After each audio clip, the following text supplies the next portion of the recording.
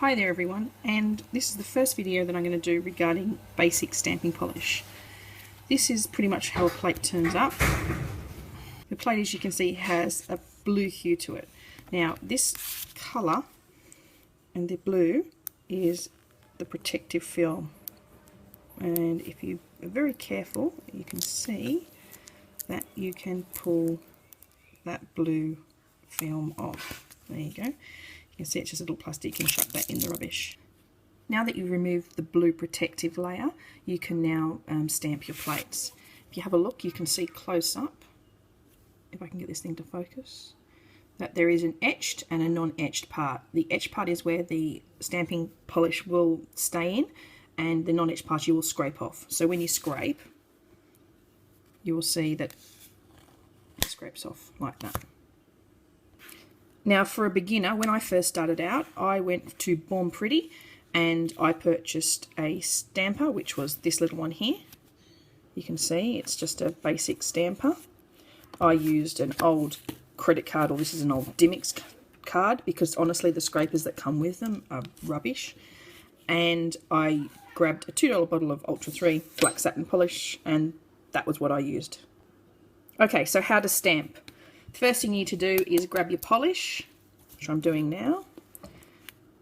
Take some of the black polish, paint it over. You don't have to paint the whole way.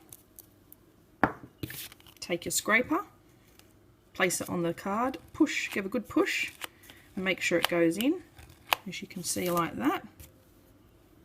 Take your stamper, stamp, you can see that it's stamped on there. And then stamp on your nail. Okay, I've just stamped on some paper, I'll do that in a minute. Once you've finished that, you need then to clean your plate. To clean your plate, I use a basic cotton wipe. I then put a lint-free wipe over the top, reason being I don't want the fluffy bits to get inside my stamping plate. I then pop some nail polish remover on it and give it a good rub. Make sure that you get all of the nail polish out for next time, otherwise you can end up, when you take in future, when you stamp your stamps, it won't give you a clean, crisp image. Okay, I'm going to stamp again now, and I'm just going to stamp on a nail stick. So again, just take your polish, paint some on. There's no need to just paint the whole thing. Take your scraper. Now when you do your scraper, it's quite bendy like this. I tried to, if you've ever decorated cakes before, it's similar to putting icing on a cake. You push down, scrape across. If you don't think everything's in, which you may not see, just scrape again a few times with the polish until it gets all clearly in, as you can see there.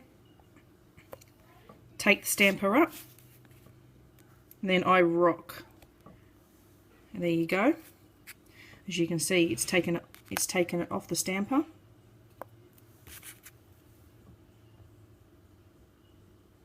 And it is, if I can try to get things to focus, and it's stamped onto the nail stick. As you can see, you can't really see it on the black because this is a half and half swatch stick. Now there are different ways to clean your stamper. I've just cleaned that literally with a bit of acetone, because this is not a sticky stamper. This is just a basic everyday 99-cent plastic bouncy stamper, okay?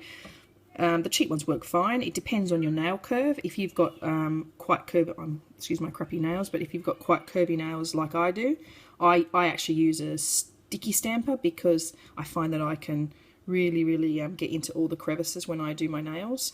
But this, honestly, when I started out, this was great. The other thing to use if you don't want to use acetone, and if you're using a sticky stamper, is some basic, this is just double-sided tape.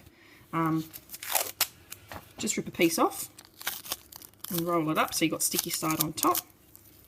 Place your stamper on it and just tap it, and that will actually take any of the excess stamping polish off your stamper and keep it nice and crisp, as you can see, lovely and clean. When you've finished stamping, it's time to put a top coat on. Depending on the top coat you use, I use a variety of top coats. If it's something basic like this, I will use the basic Sèche Vite and just pop it on. Make sure you cap the tip and let that dry. Sometimes, depending on the stamping polish you use, it will smudge. As you can see, I don't know if you can see this here. I'll try and focus it in. And there you go. It's just smudged a little bit there, even though I've left that dry. So I hope this has been informative for you. The other thing is, like I said, when you're doing it, I always keep 3 fingers on my scraper, like that.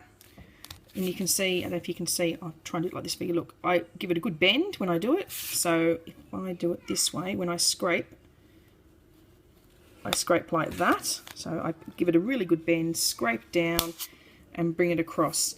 And just because you've scraped once, it doesn't mean you can't scrape again. You can go backwards and forwards until you get a nice, clean, crisp fill in the engraving part, and then you can go ahead and stamp. You find that most regular polishes, you have a fair amount of play time to get that correct, so you get a good, clean, crisp image. I hope you've enjoyed this, and I'll be doing another video soon. Bye.